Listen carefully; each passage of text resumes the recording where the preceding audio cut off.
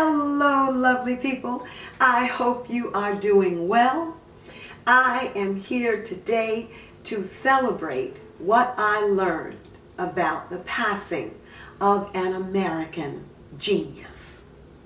Today I learned from my beloved friend Anita that our girl, our bosom buddy, never met before but love her, Toni Morrison, had transitioned back to spirit. A genius who has moved on. A national landmark, a national treasure, an international star. Toni Morrison is no longer with us, but she leaves with us ever and always her spirit and the gift of her words. I salute you.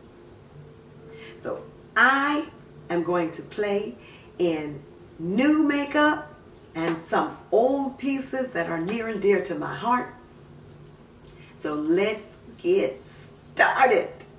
And as I paint my face today in celebration of my favorite, my all-time favorite writer, I am going to give you a voiceover of some of her work. I hope you enjoy as much as I am enjoying celebrating Toni Morrison's life. 5 poems by Toni Morrison. Eve remembering. I tore from a limb fruit that had lost its green. My hands were warmed by the heat of an apple, fire red and humming. I bit sweet power to the core. How can I say what it was like? The taste undid my eyes and led me far from the gardens planted for a child to wildernesses deeper than any master's call. Now these cool hands guide what they once caressed. Lips forget what they have kissed. My eyes now pool their light, better the summit to see. I would do it all over again, be the harbor and set the sail, lose the breeze and harness the gale. Cherish the harvest of what I have been.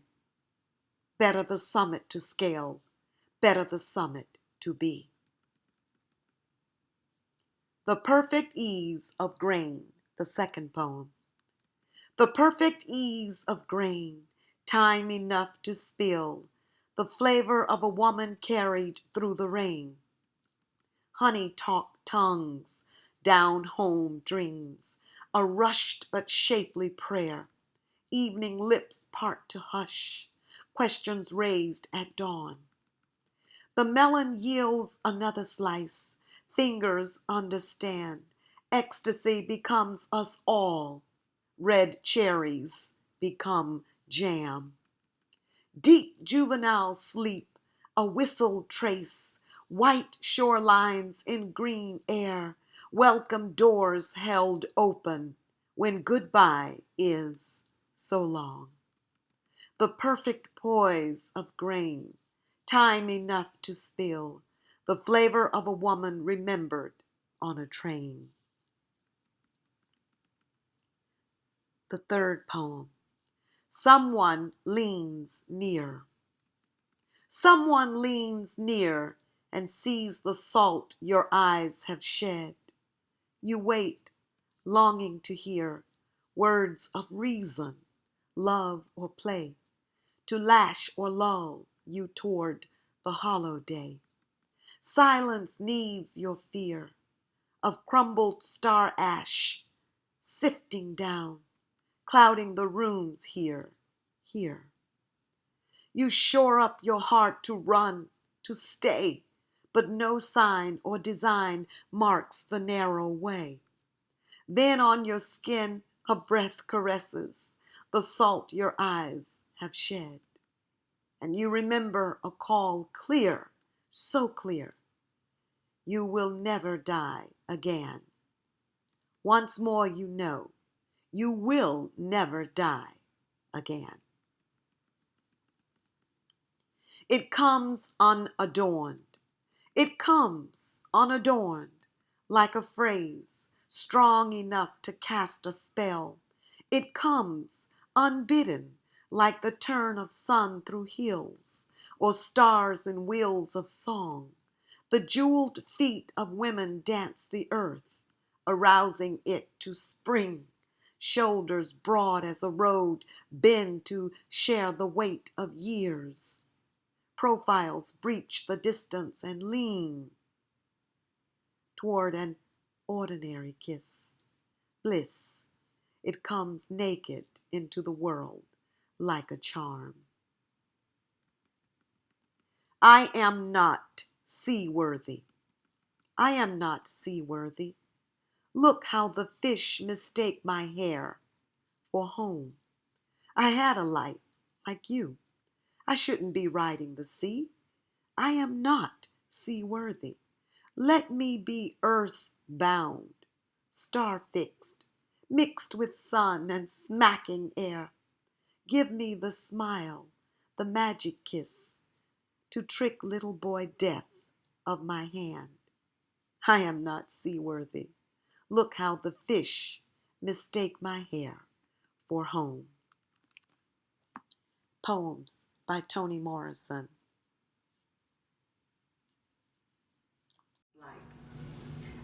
Make up for Morrison. But for those of you who are not aware, Toni Morrison was an American novelist, essayist, editor at Random House, teacher, and professor. She was the first African American woman to win the Nobel Prize in Literature. Upon the publication of her first novel, The Bluest Eye, in 1970, Morrison was recognized as one of the most powerful and distinct voices in literature.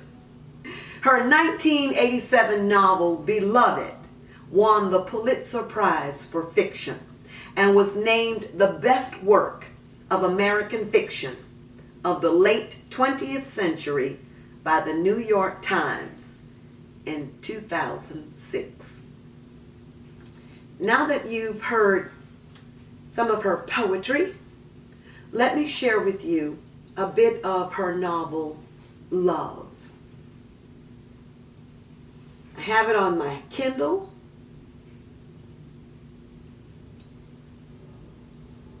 I'll share with you the opening. The women's legs are spread wide open, so I hum. Men grow irritable, but they know it's all for them. They relax. Standing by, unable to do anything but watch, is a trial, but I don't say a word. My nature is a quiet one, anyway. As a child, I was considered respectful. As a young woman, I was called discreet. Later on, I was thought to have the wisdom maturity brings. Nowadays, silence is looked on as odd, and most of my race has forgotten the beauty of meaning much by saying little.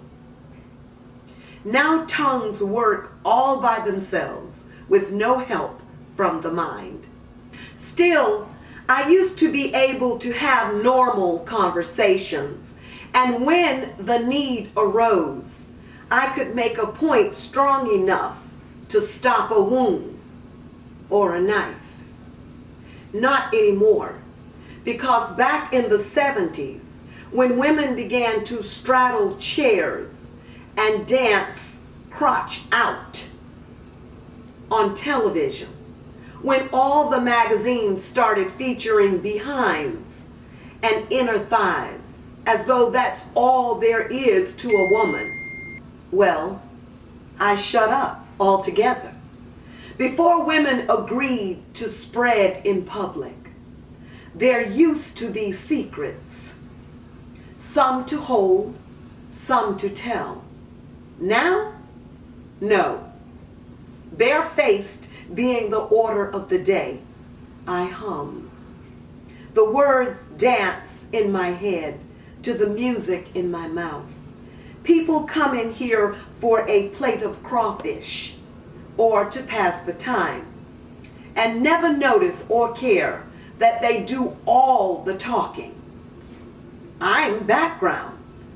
The movie music that comes along when the sweethearts see each other for the first time, or when the husband is walking the beachfront alone, wondering if anybody saw him doing the bad thing he couldn't help. My humming encourages people, frames their thoughts, like when Mildred Pierce decides she has to go to jail for her daughter. I suspect, soft as it is, my music has that kind of influence too.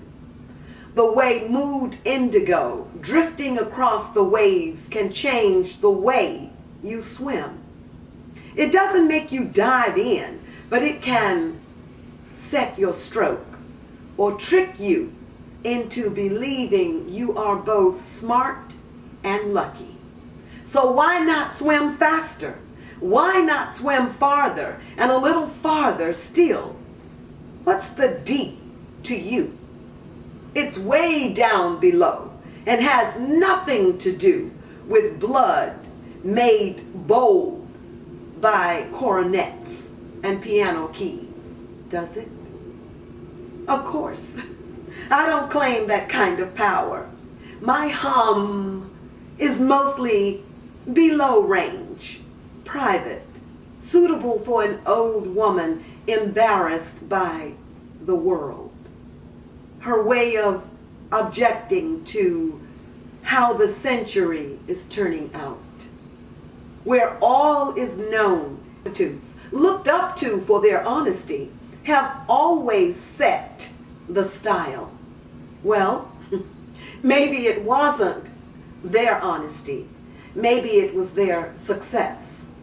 Still, straddling a chair or dancing half naked on TV, these 90s women are not all that different from the respectable women who live around here.